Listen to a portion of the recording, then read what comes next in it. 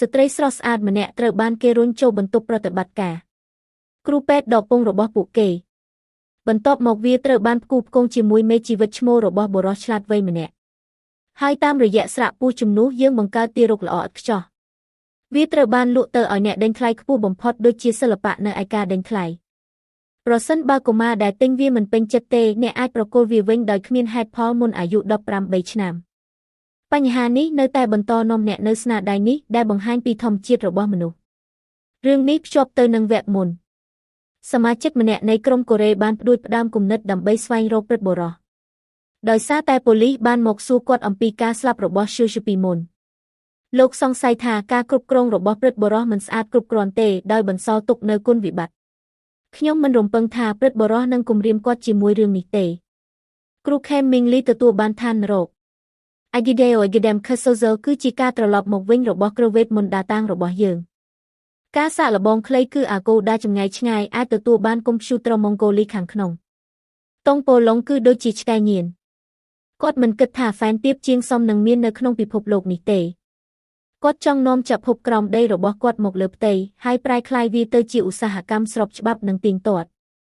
ហើយការបញ្ចប់ការប្រឡងទាំងអស់គឺជាគន្លឹះនៃផែនការរបស់គាត់ម្យ៉ាងវិញទៀតយាឈ្វែនពួកគេបានរកឃើញក្មេងដែលត្រូវបានដាក់លក់ដេញថ្លៃនៅវគ្គចុងក្រោយហើយបានរកឃើញម្ដាយដែលផ្ដល់ពងខ្ញុំបានដឹងពីកណីបណ្ដាញសង្គមរបស់គាត់ថាស្ត្រីម្នាក់នេះមានឈ្មោះថាលីស៊ីជើគាត់ឧស្សាហ៍ទៅក្លឹបរាត្រីនិងរងសាលយ៉ាស៊ូក៏បានដើរតាមតម្រុយហើយបានរកឃើញគាត់នៅក្នុងបារតើអ្នកបានឃើញបងប្រុសសួស្ដីខ្ញុំមិនចង់និយាយអ្វីដែលចម្លែកទេគាត់ដើរតាមពីក្រោយលេខខៀសិនដោយស្ងាត់ស្ងៀមខ្ញុំបានឃើញគាត់មករកឡានពាណិជ្ជកម្មខ្ញុំបានយកកាតសមាជិកខ្មៅចេញហើយក្មេងស្រីវ័យក្មេងជាច្រើនត្រូវបានគេធ្វើនៅក្នុងឡានដូច្នេះនៅថ្ងៃបន្ទាប់យ៉ាឈ្វែនក៏បានយកកាតសមាជិកខ្មៅហើយបានមករករថយន្តពាណិជ្ជកម្មដែលធ្វើពុតជាម្ចាស់ជំនួយរថយន្តនេះបានបើកឆ្ពោះទៅមូលដ្ឋាននៃការដេញថ្លៃទារកមនុស្សគ្រប់គ្នាយកជណ្ដើរយន្តទៅជាន់ទី5វិទ្យុបានស្វាគមន៍ក្មេងស្រីទាំងនោះអ្នកអាចទទួលបានប្រាក់ខែយ៉ាងច្រើនដើម្បីចូលរួមក្នុងការស្រាវជ្រាវវិទ្យាសាស្ត្រក្មេងស្រីត្រូវបានគេនាំទៅបន្ទប់រៀងខ្លួនសមាជិកអង្គការទាំងអស់មានការប្រុងប្រយ័ត្នខ្ពស់ចាប់ផ្ដើមស្វែងរកភួយសម្រាប់អ្នកឈ្លានពានប្រព័ន្ធប៉ូលីសខ្មៅនៅក្នុងករណីសំខាន់បានហៅយ៉ាក្រាមរចនាសម្ព័ន្ធផ្ទៃក្នុងនៃអគារខ្ញុំពឹងផ្អែកលើយ៉ាឈ្វែនដើម្បីបញ្ចូលដំបង USB ទៅក្នុងម៉ាស៊ីនក្នុងពេលដំណើរគ្នាអង្គការបានរកឃើញទីតាំងដែលត្រូវបានដំឡើងដោយសម្ងាត់នៅលើឡានដាក់ការបញ្ជាទិញភ្លាមដើម្បីបិទអគារទាំងស្រុងហើយការទាញយកទិន្នន័យត្រូវបានបញ្ចប់វាមានបញ្ជីអ្នកទិញទាំងអស់និងឯកសារពេញលេញនៃឯកសារបច្ចុប្បន្នក្នុងពេលដ៏សំខាន់ប៉ូលីសខ្មៅបានមកដល់គាត់បានបញ្ជូនក្រុមរបស់គាត់ឲ្យចែកចាយនិងការពារសុវត្ថិភាពដល់យ៉ាឈ្វែនដោយមានការសហការពីខាងក្នុងនិងខាងក្រៅពួកគេបានបំបែកខ្សែការពារជាបន្តបន្ទាប់ប៉ុន្តែភាគីម្ខាងទៀតក៏បានចាត់វិធានការយ៉ាងឆាប់រហ័សផងដែរការវាយប្រហារនិងការដេញតាមបានកើតឡើងយ៉ាងតានតឹងនៅក្នុងអគារយ៉ាឈ្វែនកាន់ទិន្នន័យសំខាន់ខណៈដែលក្រុមអង្គការកំពុងតាមចាប់នាងយ៉ាងខ្លាំងនៅពេលនោះគាត់មិនត្រឹមតែត្រូវការរត់គេចទេប៉ុន្តែថែមទាំងត្រូវរកវិធីបញ្ជូនភស្តុតាងនេះឲ្យបានសុវត្ថិភាព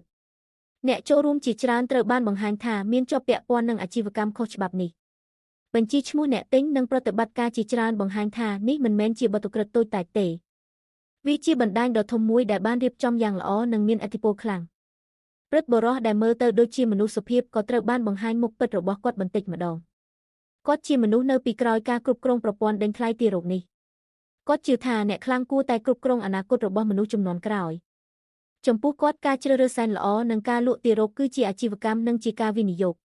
ប៉ុន្តែសម្រាប់អ្នកដែលបានឃើញការពិតនេះគឺជាអំពើអមនុស្សធម៌យ៉ាងខ្លាំង